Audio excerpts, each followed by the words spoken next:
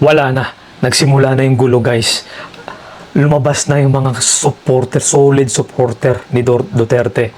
Alam nyo, guys, itong nangyayari ni Digong, guys, dito mo makikita ang mga solid supporters ni Digong.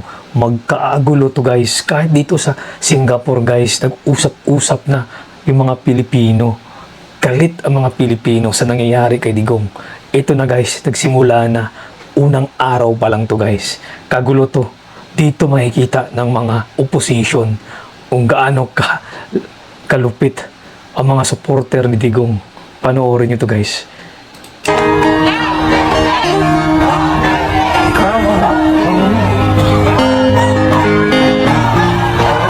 Tingnan mo ba?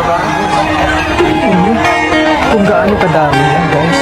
Hindi yung mga bayaran.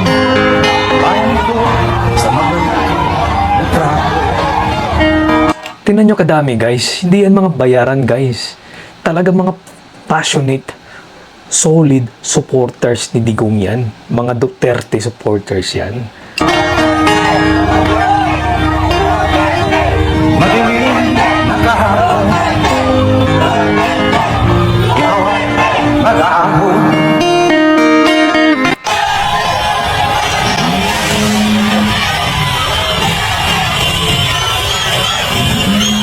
Guys, you expect more in coming days.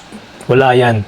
Sobrang dami yan. Tapos across the world, ibang bansa, magsisimula na rin yan.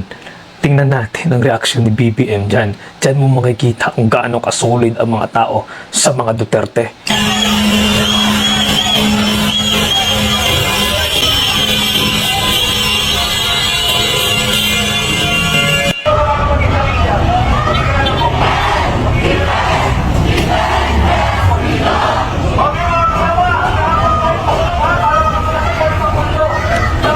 Nakakayak lang, di ba? Guys, kung nasa Pilipinas lang talaga ako, sasali talaga ako, guys. Grabe, ako, diehard Duterte din ako, fanatics, guys. Kasi sobrang dami kasi yung nagawa sa Pilipinas kahit sa province namin.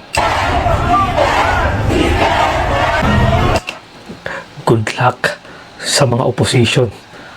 Gulo ang Pilipinas nito. Sureball yan. Sureball. Let's support Tatay Digong. It's time to protect Tatay Digong.